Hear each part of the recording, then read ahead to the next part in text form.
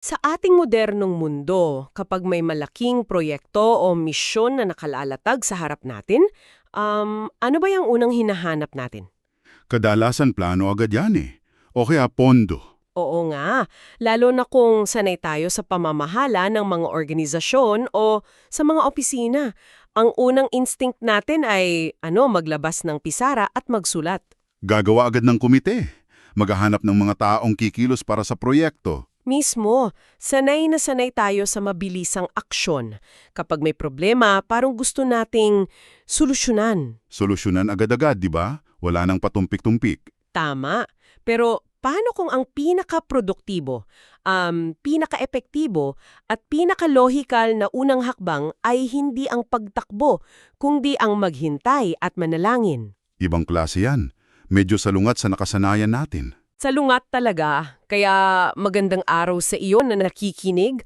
Ako ang inyong host para sa malalimang pagsuri nating ngayon at nandito ako para ibahagi ang isang napakagandang bagong tuklas.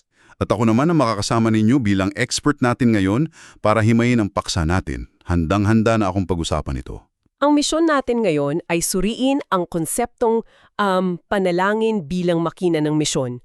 Tuklasin natin kung bakit ang panalangin ay hindi lamang pampanhinit. Hindi lang siya warm-up, kumbaga. Oo, hindi siya warm-up bago ang totoong trabaho. Ito mismo yung makina na nagpapatakbo sa buong misyon. Binabaligtad nito yung nakasanayan nating action first na pag-iisip kasi sanay tayo na ang dasal ay parang pambungad na ritual lang eh. Yung tipong magdadasal tayo ng 1 minuto bago magpulong? Tapos sabak na agad sa totoong trabaho, parang checklist lang. Totoo yan, pero dito sa materyales natin, lumalabas na ang dasal mismo ang totoong trabaho. Isang napakalaking pagbabago ng pananaw yan. At ang nakakabighani dito ay kung paano nito direktang sinasulungat ang adiksyon ng kultura natin sa bilis at sa mga nakikitang resulta. Nabubuhay kasi tayo sa panahon kung saan lahat sinusukat based sa dami ng nagagawa. Tama. Pero ang pagmamadaling ito ang mismong sumisira sa lalim at sa pangmatagalang epekto ng ating ginagawa. Kung ikokonekta natin ito sa mas malaking larawan, hindi naman tayo kulang sa aksyon eh. Hindi rin kulang sa pondo o sa magandang pananaw. Mismo. Ang tunay na nagpapabagsak sa mga leader ngayon ay yung tinatawag na palihim na pag-asa sa sariling kakayahan. Teka, himayin natin ng mas malalim yung pag-asa sa sariling kakayahan. Kasi sa panining ng marami, di ba, parang magandang katangian pa nga yan. Na kaya mong tumayo sa sarili mong mga paa. O nag-i-independent ka. Bakit ito naging problema kapag pinag-uusapan ang misyon? Sa labas, mukha nga itong maganda. Pero sa isang spiritual na misyong, ito yung palihim nating pag-asa sa sarili nating talino habang nagkukunwari tayong umaasa sa Diyos. Yung tipong nakakagawa tayo ng napakaraming programa, mabilis tayong gumalaw? Ginagawa natin lahat ng magagandang estratehiya, pero napakabilis din nitong maubusan ng tunay na epekto kasi mas mabilis ang ating paggawa kesa sa ating pagdedepende. Ang lalim nun. Ibig sabihin, kapag isinantabi ang panalangin, ang misyon ay nagiging isang uri na lang ng aktivismo. Aktivismo. Puro galaw, puro ingay, pero walang malinaw na direksyon na nagmumula sa itaas. Kakausap kita ng direkta na yon. Ikaw na nakikinig sa atin. Naranasan mo na bang maging sobrang produktibo? Yung ang dami mong natapos sa listahan mo, Oo, yung buong araw kang nagtatrabaho pero sa pagtatapos ng araw, pakiramdam mo ay pagod na pagod ka at parang walang saysay yung ginawa mo. iyan yung sinasabi nating aktivismo. Nakakapagod talaga kapag tayo lang ang nagbubuhat ng misyon na hindi naman talaga sa atin. At ang mas malalim na issue dyan ay kung bakit natin pinipilit buhatin iyon. May halong pagmamalaki kasi yan o pride. Inaako natin yung responsibilidad na gumawa ng sarili natin mga plano. Tapos inaasahan natin, o madalas, minamanipula po nga natin na pagpalain ito ng Diyos. Parang ginagawa na lang natin pampabango yung panalangin sa mga planong tayo naman talaga ang nag-imbento mula simula. Kapag ang panalangin ay ginawang optional na bahagi na lang, ang buong misyon ay umiikot na lang sa tao at tsak na mauubos ang lakas natin dyan. At kung susuriin natin kung paano gumalaw ang mga tauhan sa Biblia, lalong-lalo na si Jesus, makikita natin ang matinding pagkakaiba. Pamilyar tayo dyan sa kwento sa aklat ni Mateo, Kabanata 9, yung nakita ni Jesus ang napakaraming tao na parang mga tupang walang pastol. Kung tayo ang nasa posisyon na iyon ngayon, bilang mga modernong leader, ano ang una nating gagawin? Nako, magpapatawag agad ng emergency meeting, magbubuo ng committee, maghahanap ng pondo para sa mga manggagawa. Pero ibang strategiya ni Jesus. Sabi niya, manalangin sa Panginoon ng anihan na magpadala ng mga manggagawa. Sa halip na maghanap ng tao, inutos niyang manalangin. Bakit kailangan dumaan muna sa panalangin? Dahil ang utos na manalangin muna ay hindi lang isang mungkahe.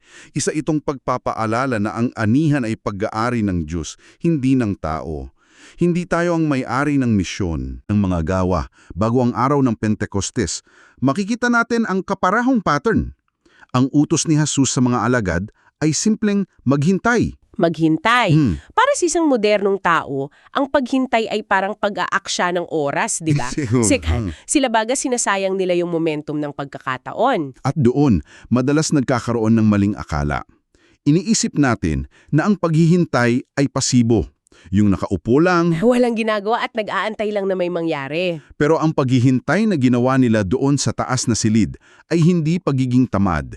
Ito ay aktibong pananalangin. Nananalangin sila ng may pagkakaisa at matinding pananabik. Naiisip ko nga rito ang isang analohiya para mas maintindihan natin. Ang silid panalanginan ay hindi isang waiting shed. Ito ay parang sinapupunan. Magandang panglalarawan yan. Sinapupunan. O kasi doon nagkakaanyo, doon hinuhubog at inihahanda ang mga manggagawa at ang misyon bago pa man ito ilabas sa mundo. Hindi pwede ang hilaw na pagpapanganak sa espiritual na gawain. Napakaangkop niyan. Sa sinapupunan may nangyayaring paglaki at proteksyon na hindi nakikita sa labas. At kapag nilampasan natin ang prosesong yan, may napakalaking panganib. Anong klaseng panganib? Kapag umuugong ang impluensya ng walang kaakibat na malalim na panalangin, nagiging mapanganib ito, hindi lang para sa leader, kundi para sa mga taong pinamumunuan niya. Dahil ang kapangyarihan na hindi dumaan sa panalangin ay nagdudulot ng pagmamalaki. At sa kalaunan, pang-aabuso.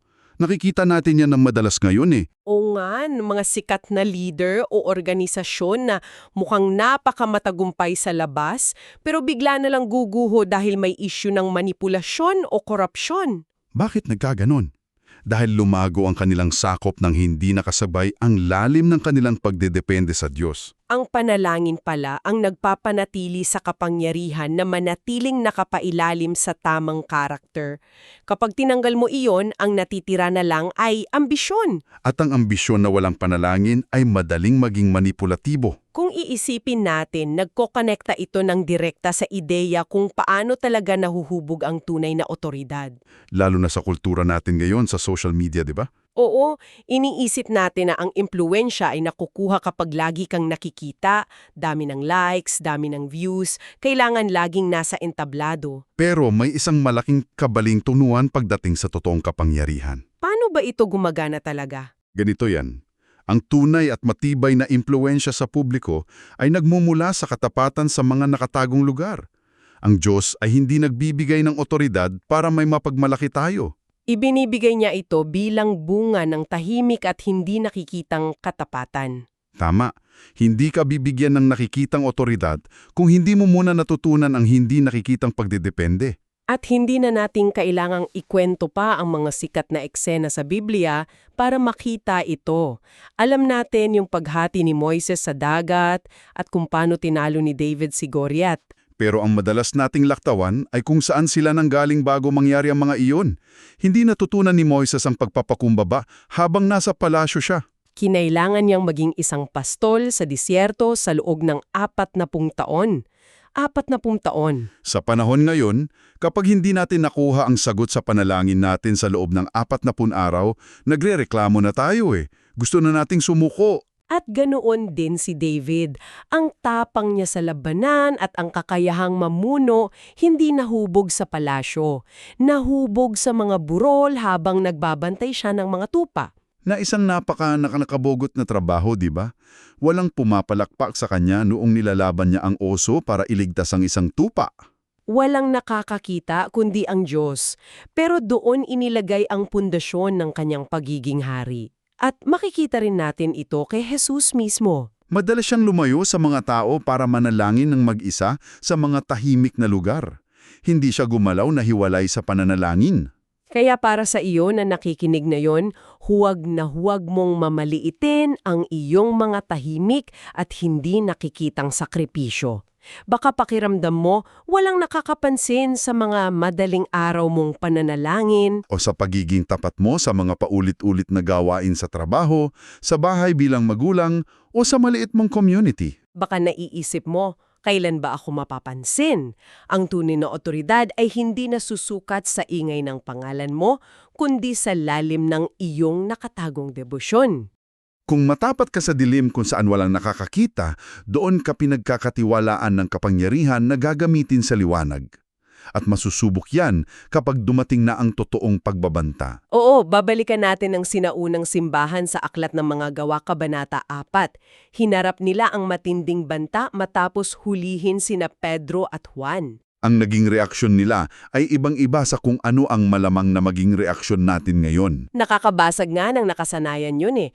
Pansinin mo, kapag may problema tayo sa opisina o banta sa pananalapi, ang una nating dasal ay, ilayo niyo po kami sa panganib, bigyan niyo po kami ng ginhawa. Pero sila, hindi sila nanalangin para makatakas.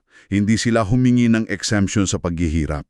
Nanalangin sila para sa katapangan na ipagpatuloy ang misyon. Nalangin sa ilalim ng presyon ay naglalabas ng kakaibang kapangyarihan. Yan ang nagpapatunay na ang panalangin ay hindi lang para gumaan ang pakiramdam natin, ito ang pinakamabisang estratehiya sa paggawa ng mga malalaking desisyon.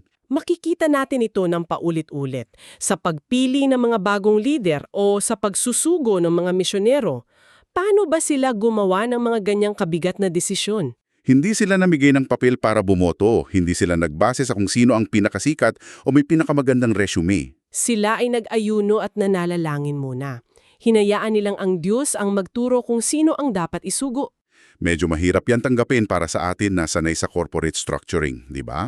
Gusto nating makita agad ang track record. Totoo.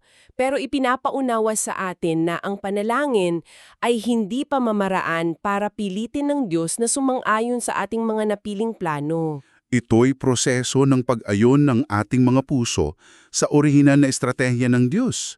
Kung hindi tayo dadaan sa panalangin, ipapatupad lang natin ang sarili nating kagustuhan. Tapos, tatawagin natin itong kalooban ng Diyos. At dito natin kailangang basagin ng isang malaking ilusyon. Paano natin ngayon susukatin kung tayo ay nagtatagumpay? Kasi sa mundo natin, ang tagumpay ay may malinaw na sukatan eh.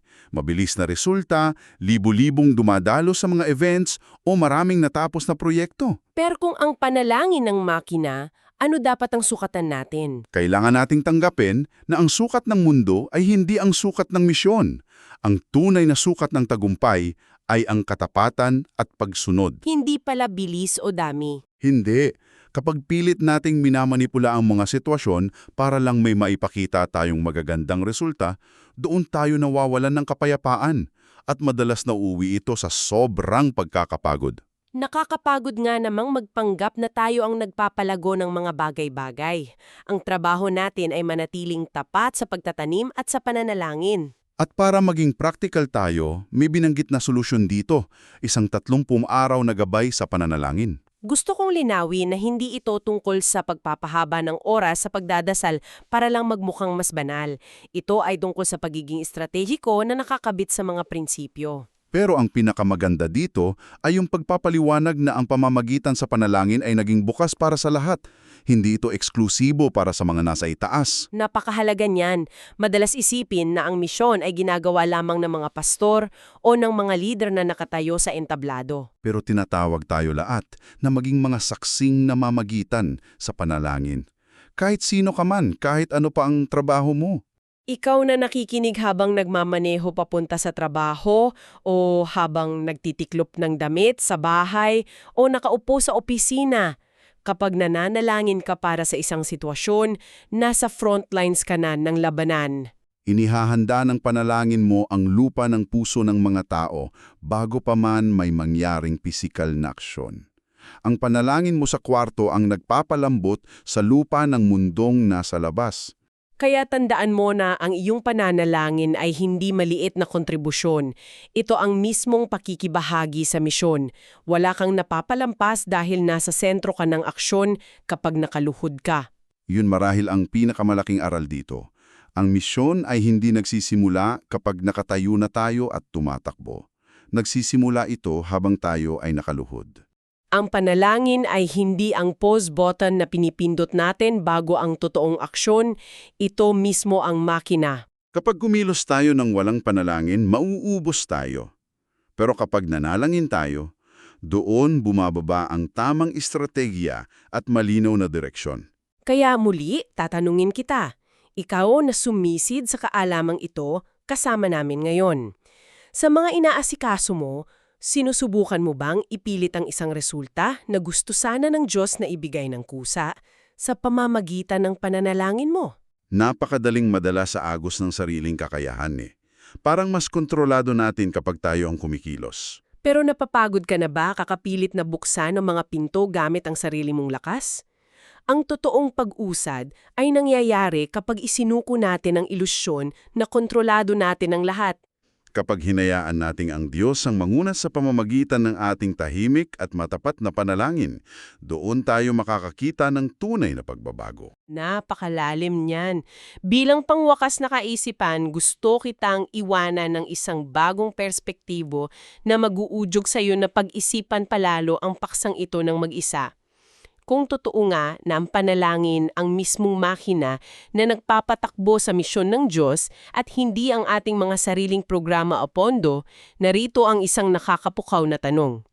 Kung sakaling mawala lahat ng ating pondo bukas, masunog ang lahat ng ating magagarang gusali at matanggal ang lahat ng ating makabagong teknolohiya at impluensya sa social media, aandar pa kaya ang makina ng ating misyon? O baka naman ang dami nating pera at programa ay nagiging maskara lang para itago ang katotohanang matagal ng patay ang ating makina sa silid panalanginan. Isipin mo yan hanggang sa susunod nating malalimang pagsisid sa kaalaman. Maraming salamat sa iyong pakikinig.